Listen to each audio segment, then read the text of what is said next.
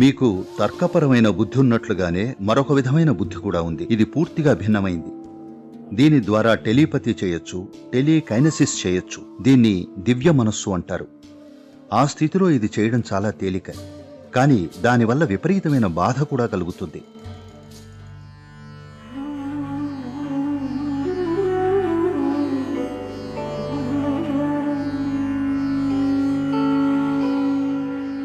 మీ శరీరం లేదా మీరు ఏదైతే నేను అని అనుకుంటున్నారో అది ఎన్నో విధాలుగా పరిణామం చెందుతుంది. ఈ పరిణామ క్రమాన్ని మనం యోగాలో 7 స్థాయిలుగా చూస్తాం, లేదా వీటిని మనిషికున్న 7 శరీరాలు అని అంటాం. 7 శరీరాలు అంటే దాని అర్థం నిజంగా 7 శరీరాలు ఉంటాయని కాదు. ఇది మనిషి ఎదుగుదలలో ఉన్న 7 భిన్నమైన స్థాయిలు. పుట్టిన దగ్గర నుండి 7 సంవత్సరాల వరకు కేవలం భౌతిక దేహం మాత్రమే ఎదుగుతుంది. దీన్ని స్థూల శరీరం అంటాం. 7 సంవత్సరాల నుండి 14 సంవత్సరాల వరకు మరో విధమైన శరీరం, దీనిని భావ శరీరం అంటాం. మనిషిలో భావపరమైన ఎదుగుదల జరుగుతుంది. ఆ తరువాతి 7 సంవత్సరాలు 14 నుండి 21 సంవత్సరాలు వచ్చే వరకు మానసిక శరీరం ఎదుగుతుంది. ఈ కాలంలోనే బుద్ధి కుశలత పెరుగుతుంది. బుద్ధి కుశలత కలిగినప్పుడు అన్నింటినీ నేర్చుకోవాలనే ఆసక్తి కలుగుతుంది. కానీ ఈ రోజుల్లో ఆధునిక సమాజంలో ఎదుగుదల ఈ 3 స్థాయిల వరకే పరిమితం అవుతోంది. స్థూల శరీరం, భావపరమైన శరీరం, ఇంకా మానసిక శరీరం. ఆ తర్వాత ఎదుగుదల గురించి మనం చూడటం లేదు.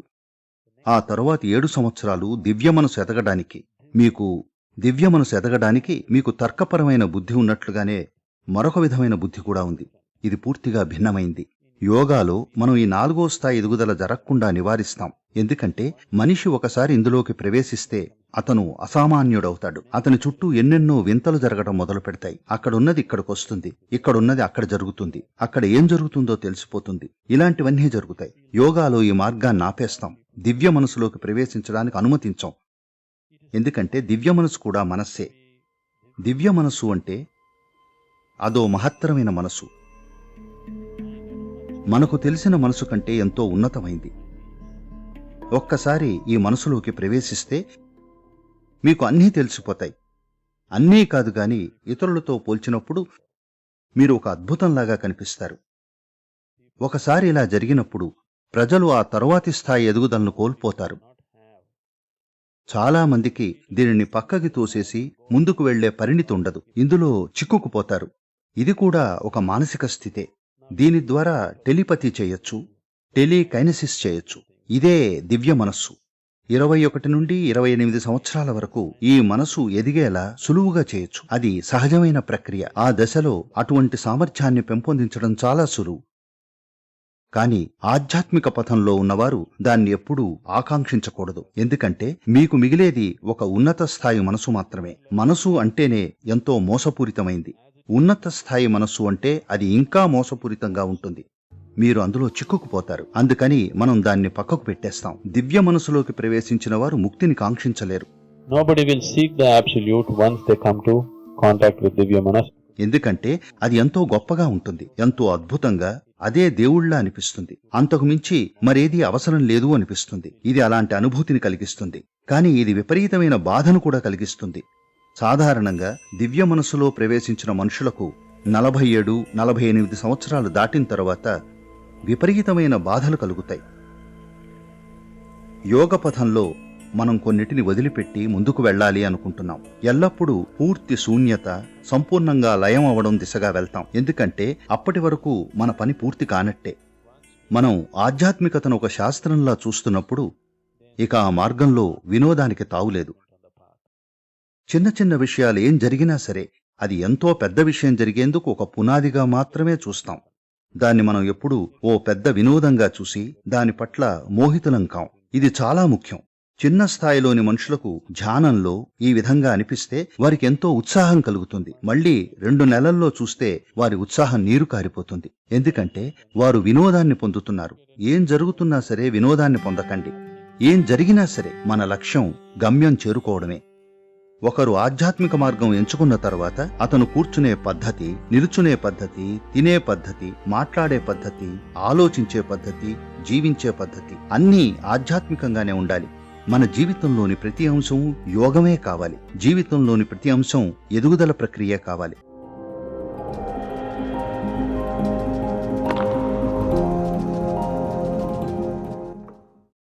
నేను ఎరుక గురించి ఒక ప్రశ్న అడగాలనుకుంటున్నాను. ఉదాహరణకు, నిద్రపోతున్నప్పుడు నాకు ఆ ఎరుక ఉండదు. కలగంటున్నప్పుడు నాకు ఆ ఎరుక ఉండదు. నేను కలే వాస్తవం అని భావిస్తాను. నిద్రపోతున్నప్పుడు మీకు ఏం జరుగుతుందో నేను తెలుసుకోవాలనుకుంటున్నాను. నాకా? నేను నిద్రపోతానని మీకెవరు చెప్పారు? నాకు తెలీదు. నేను ప్రతి మనిషి నిద్రపోయి తీరాలి అనుకున్నాను. దాని గురించి ఏం చేయాలి, ఎరుకతో ఎలా ఉండాలి అన్నది నా ప్రశ్న. ఒక విషయం ఏమిటంటే, దురదృష్టవశాత్తు నిద్రపోయేటప్పుడు నాకు వచ్చే కలల్లో వినోదం తక్కువ. నాకు కలలు రావు. నాకు కలలు వచ్చి చాలా కాలమైంది. కలలు అనేవి అసలు ఉండవు. పడుకుంటే దాదాపుగా చనిపోయినట్టే పడుకుంటాను. అందుకే నేను చాలా తక్కువ సమయం నిద్రపోతాను. చుట్టూ ఏం వెళ్ళినట్టే, అంతా మరణించినట్టే పడుకుంటాను. అయితే మీకు నిద్రపోతున్నారు అన్న ఎరుక ఉంటుందా? మీ దృష్టిలో ఎరుకంటే మానసిక జాగరూకత అని అనుకుంటారు. కానీ మానసిక జాగరూకత వేరు, ఎరుక వేరు. మానసిక జాగరూకతను ఎరుకగా పొరబడితే మీకన్నా మీ కుక్క పిల్ల ఎక్కువ ఎరుకుతున్నట్టే. Your dog is much more aware than you. కానీ అది సరికాదు, నిజం కాదు. ఒక క్రూర మృగం మీకన్నా ఎక్కువ ఎరుకుతూ ఉంటుంది, అవునా? అది సరికాదు. అది మానసికంగా జాగరూకతను కలిగి ఉంటుంది. మీ ఉనికికి ప్రమాదం కలిగించే పరిస్థితుల్లో మీరున్నప్పుడల్లా మీ మానసిక జాగరూకత పెరుగుతుంది. కానీ ఆ జాగరూకత మీలో ఎరుక కలిగించదు. ఎరుకతో ఉండడం, జీవించి ఉండడం వేరే వేరే కాదు. మీరు జీవించి ఉండే లక్షణమే ఎరుక. మీరు జీవించి ఉన్నారని మీరు గ్రహించేది ఎరుక ఉండడం వల్లే, అంతేగా? లేకపోతే జీవించి ఉన్నారని మీకు ఎలా తెలుస్తుంది? మీలో ఎరుక ఉన్నది కాబట్టే. ఎరుక అనే విషయం మనం ప్రస్తావించినప్పుడు దాని అర్థం మీలో అసలు ఎరుక అనేది లేదని కాదు. మీలో కొంతైనా ఎరుక లేకపోతే మీరు ఇక్కడ ఉన్నారని మీకు తెలియదు. మీలో ఎరుక ఉంది కానీ దాని విస్తృతి ఎంతో మీకు తెలియదంతే. మీకు అందులో కొంత భాగం మాత్రమే ఎరుకలో ఉంది. దీన్ని మనం ఒక యంత్ర ప్రక్రియగా చూస్తే ఇది ఒక యంత్ర నిర్మాణమే, అత్యద్భుతమైన నిర్మాణమే, కానీ ఒక యంత్ర ప్రక్రియే. మీకు ఇది భాగాలుగా మాత్రమే తెలుసు. మీకు దీని పూర్తి యంత్ర ప్రక్రియ, దాని విస్తృత అవకాశం గురించి ఎరుక లేదు. మనం ఆ ప్రాతిపదికన మాట్లాడుతున్నాం.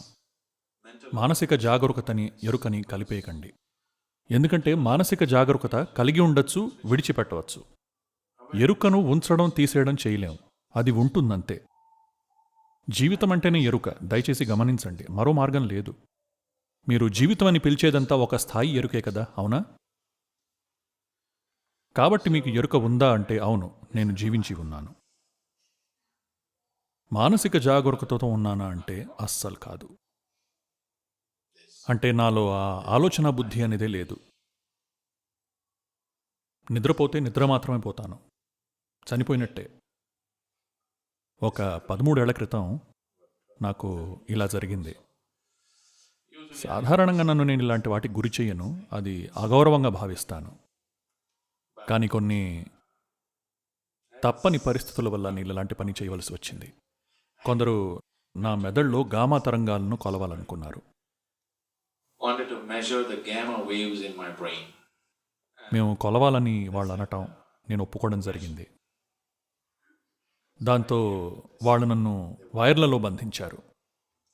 అసలు అన్ని వైర్లు చుడతారని తెలిస్తే ఆఖరి నిమిషంలోనైనా వద్దని చెప్పేవాడిని. కానీ వాళ్ళు ఒకదాని తర్వాత ఒకటి పెడుతూ పోయారు. తర్వాత వాళ్ళు నన్ను ధ్యానం చేసుకోమన్నారు. దానికి నేను నాకు ధ్యానం రాదు అని అన్నాను. దానికి వాళ్ళు అదేమిటి, మీరందరికీ ధ్యానం నేర్పిస్తారు కదా అని అన్నారు. దానికి నేను ఊరికే అలా ఉండడం రాని వాళ్ళకి నేను నేర్పుతాను, కానీ నాకు ధ్యానం రాదు అని అన్నాను. నేను ఎప్పుడూ ధ్యానం చెయ్యను.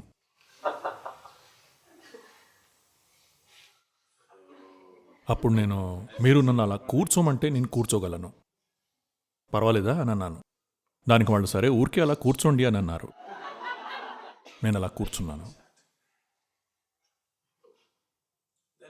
కాసేపు గడిచిన తర్వాత ఎవరో నన్ను ఏదో ఇలా చేస్తున్నట్టు అనిపించింది.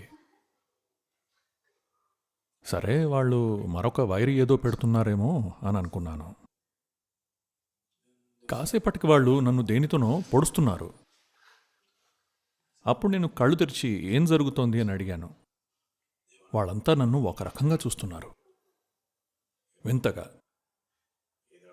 నా కళ్ళలో గుడ్లు ఊడి వచ్చాయేమో అన్నట్టుగా చూస్తున్నారు. నేను వాళ్ళకు ఒక గ్రహాంతరవాసిలా కనిపించానేమో. నేనేం చేశానో తెలియదు. అంతా బానే ఉంది కదా, ఏం జరిగింది అన్నట్టు చూస్తున్నాను. నా రూపం ఏమీ మారలేదుగా. వాళ్ళు మా మెషిన్లు మీరు చనిపోయారని చెప్తున్నాయి అన్నారు. మీరు కనీసం బ్రెయిన్ డెడ్ అయినా అయి ఉండాలి, ఎందుకంటే మా మెషిన్లు అదే చెప్తున్నాయి అన్నారు. దానికి నేను భలే విషయం కనుక్కున్నారే అని అన్నాను. So, నా మెదడు సంగతి తెలియదు కానీ నేను మాత్రం బతికే ఉన్నాను. అది మీకు కనిపిస్తోంది కదా. మిగిలిన విషయాలు మీ ఇష్టం అని అన్నాను. కాబట్టి ఆలోచన బుద్ధి ఆగిపోతే మానసిక జాగరూకత ఉండదు, అవసరం లేదు కూడా. మీరు ఒక జంతువులాగా నిద్రపోవక్కర్లేదు. చిన్న శబ్దానికి కూడా చెవులు పైకి కిందకి జరగటం అవసరం లేదు మీకు. అందుకే మనకు అలాంటి చెవులు ఇవ్వబడలేదు. ఎప్పుడైనా ఒక పిల్లిని కుక్కని నిద్రపోవడం చూసారా? చిన్న అలికిడికే. మీరు అలా నిద్రపోవక్కర్లేదు. మీ పడక గదిలో మీకు ప్రాణభయం ఏమీ లేదు. అదొక పెద్ద విషయమా చెప్పండి? మీరు అన్నింటినీ ఆపేసి హాయిగా పడుకోవచ్చు. అదే నేను ఒక అడవిలో పడుకుంటే నేను మరొక రకంగా నిద్రపోతాను. నేను క్యాంప్కి వెళ్ళినప్పుడు గుడారం వేసుకోను, చెట్టు మీద ఎక్కి నిద్రపోతాను. అప్పుడు నేను మరో రకంగా నిద్రపోతాను. నిరంతరం జాగరూకంగా ఉంటాను, ఎందుకంటే నేను చెట్టు కొమ్మ మీద ఉంటాను కాబట్టి. నేను ఒక యాపిల్ పండులాగా కిందకి పడిపోవచ్చు. అప్పుడెప్పుడో పడింది కదా. లేదా ఒక ఏనుగు వచ్చి నన్ను లాగి కింద పడేయచ్చు, లేదా ఒక పాము కాటేయచ్చు. అందుకే నేను మానసికంగా జాగరూకతతో ఉంటాను. కానీ మీరు మీ మంచంపై నిద్రపోతున్నప్పుడు, అందులోనూ మీకు పెళ్లి కూడా కాకపోతే, మీరు అన్నింటినీ ఆపేయచ్చు కదా.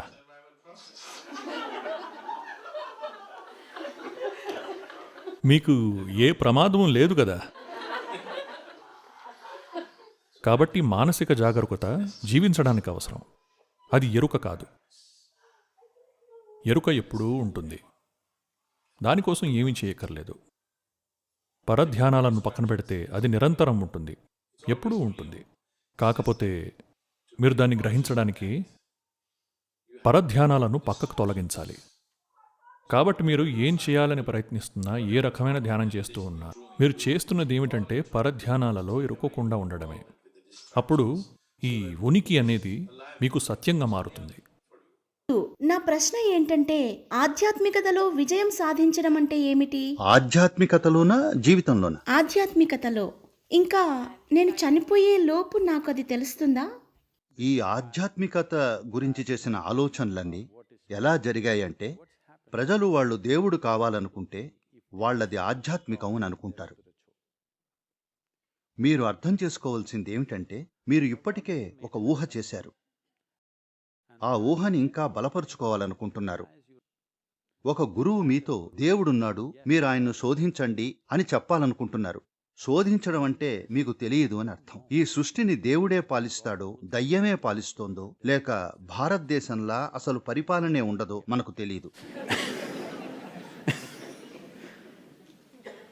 అందుకే అన్వేషించాలి అనుకుంటారు. అన్వేషణ అంటే మీకు తెలియంది తెలుసుకోవాలనుకోవడం. ఇందులో విజయం సాధించాలంటే నేనిందాక చెప్పినట్లుగా ముఖ్యమైన విషయం ఏమిటంటే, మీ మేధస్సు దేంతోనూ గుర్తింపు ఏర్పరచుకోకూడదు. ఎందుకంటే బుద్ధితత్వం ఎలాంటిదంటే, మీరు ఒక గుర్తింపు ఏర్పరచుకుంటే మీ బుద్ధి ఆ గుర్తింపుని సంరక్షించేందుకు శ్రమిస్తుంది. మీరు 3 సార్లు మీకు మీరు నేను భారతీయుణ్ణి అని చెప్పుకుంటే చాలు, ఉన్నట్టుండి భారతదేశానికి సంబంధించినవి మీకు అందంగా కనిపిస్తాయి. నేను ఫలానా అని మీకు మీరు చెప్పుకోవాలంతే, వెంటనే అది దాన్ని మాత్రమే కాపాడుతుంది. బుద్ధికున్న స్వభావం ఇది. నిజానికి బుద్ధి చేయాల్సిన పనే అది. ఎందుకంటే బుద్ధి మనుగడకు సాధనం. బుద్ధి పరమోన్నతమైన మేధస్సు కాదు. దురదృష్టవశాత్తు మన మీద యూరప్ ప్రభావం చాలా ఉంది కాబట్టి అక్కడెవరో నేను ఆలోచిస్తున్నాను కాబట్టి నేను జీవించి ఉన్నాను అన్నారు కాబట్టి మనం అపార్థం చేసుకున్నాం. మన దేశంలో యోగ విధానంలో మనం ఆలోచనకు ఎక్కువ ప్రాముఖ్యతనివ్వం. మన ఆలోచన ప్రక్రియకు ఎందుకు ప్రాముఖ్యత ఇవ్వమంటే అది మీరు పోగు చేసుకున్న పరిమితమైన సమాచారాన్ని బట్టే జరుగుతుంది. మీరు దేన్నైతే ఆలోచన అంటున్నారో మీకు ఎలాంటి ఆలోచనలున్నా సరే అవి మీరు పోగు చేసుకున్న పరిమితమైన సమాచారాన్ని రీసైకిల్ చేయడమే. మీరు దేవుళ్ల గురించి ఆలోచించవచ్చు, మీరు వినోదాల గురించి, మీరు రాజకీయాల గురించి, డబ్బు గురించి ఆలోచించవచ్చు. It is only the data that you have you're recycling. మీరు చేస్తున్నది సమాచారాన్ని రీసైకిల్ చేయడమే. మీరు ఏమైనా ఆలోచించవచ్చు.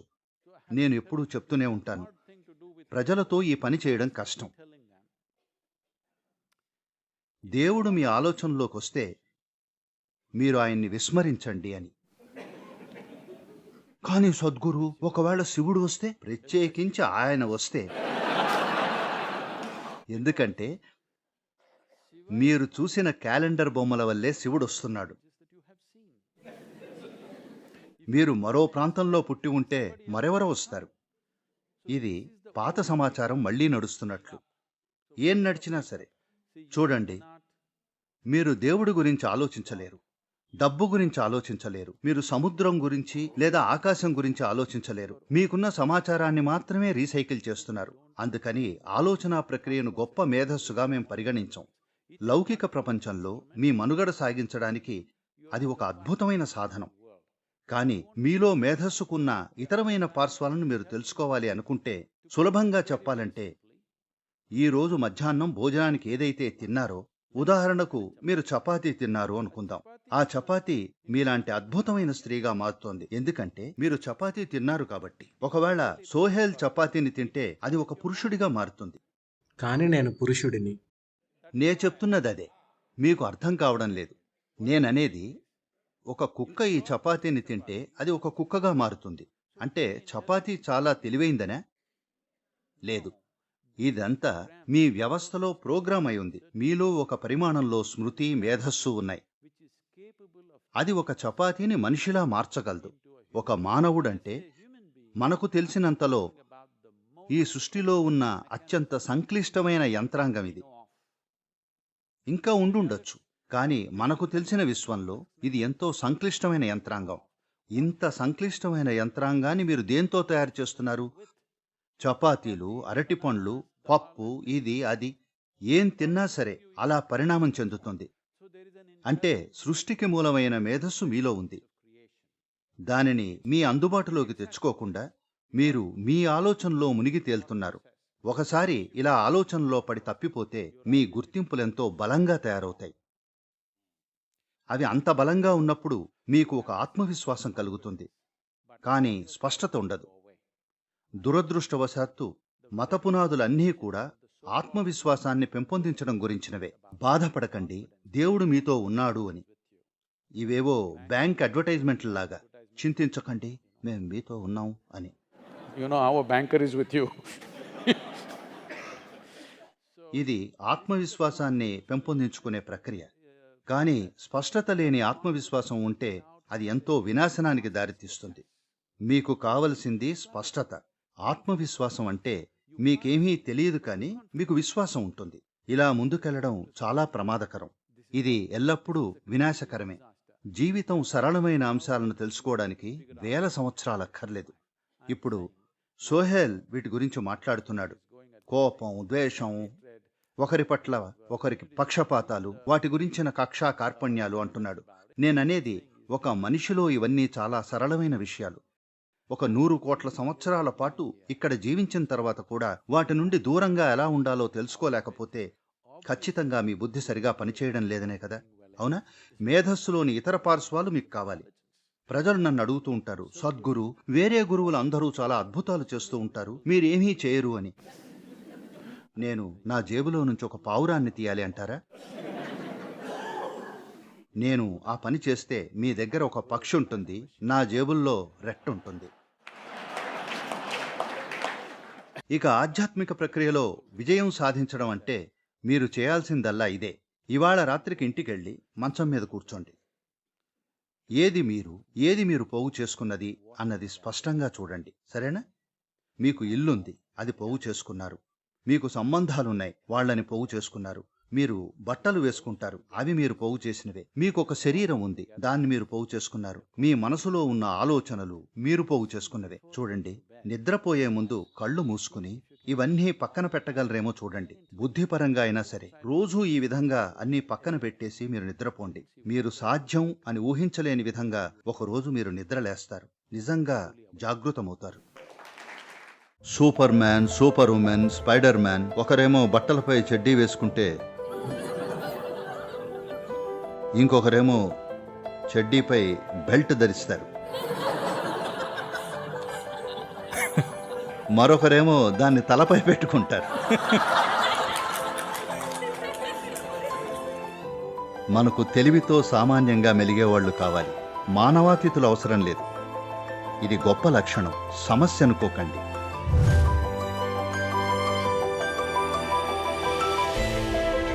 నమస్కారం సద్గురు. ఆత్మవిమర్శ గురించి వివరిస్తారా? దాన్ని నిర్మూలించడం ఎలా? సందేహించుకోవడం చాలా మంచిది. మిమ్మల్ని మీరు నమ్మండి అని అందరూ చెప్తూ ఉంటారు. నేను దయచేసి మిమ్మల్ని మీరు సందేహించుకోండి అని చెప్తాను. ఏదైనా తప్పు జరిగితే అది మీ వల్లనేమో అని సరిచూసుకోండి. నేను ఎప్పుడూ చెప్తున్నది ఇదే. మీ జీవితంలో ఏం జరిగినా, తప్పైనా ఒప్పైనా అది మీ వల్లే జరిగిందేమో అని ముందు సరిచూసుకోండి. జాగ్రత్తగా గమనించండి. అది మీ వల్ల కాదనిపిస్తే పక్కవాళ్ల వైపు చూద్దాం.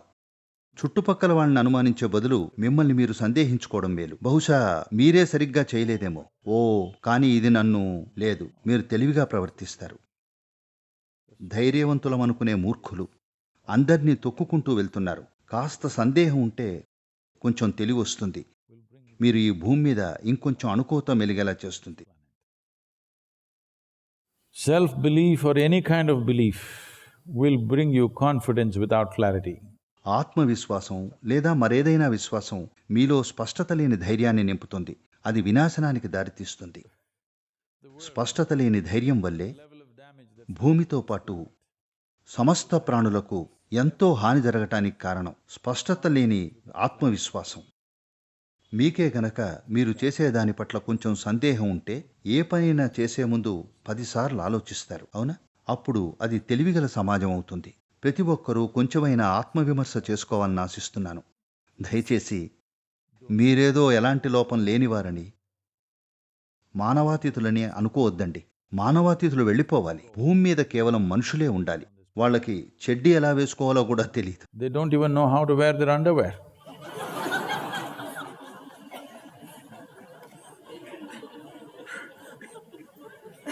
We don't like such people. మాకు అలాంటి వాళ్ళు వద్దు.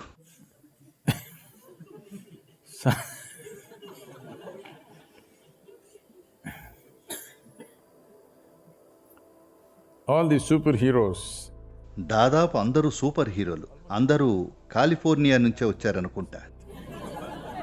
నేను కరెక్టేనా? అవునా? Super man, Superwoman, spider man అందరూ కాలిఫోర్నియాలోనే పుట్టారా? సరే. ఒకరేమో బట్టలపై చెడ్డీ వేసుకుంటారు, ఇంకొకరేమో చెడ్డీపై బెల్ట్ ధరిస్తారు, మరొకరేమో దాన్ని తలపై పెట్టుకుంటారు.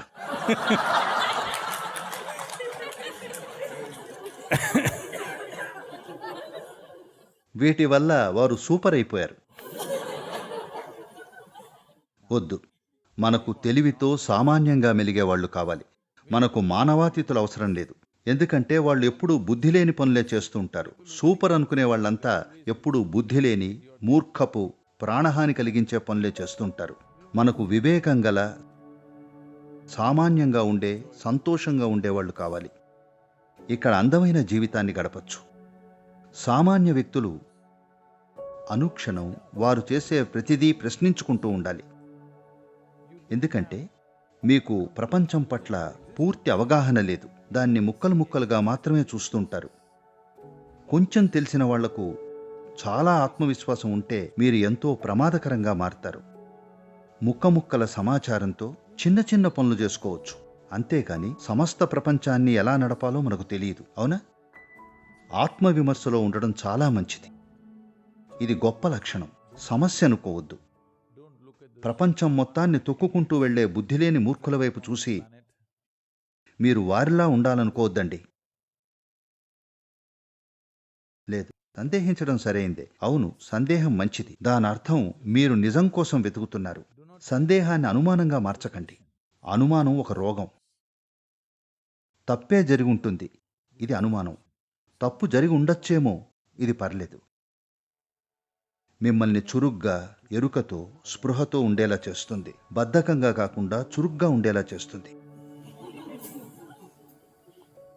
అవును, ఇలా ఉండడం చాలా మంచిది.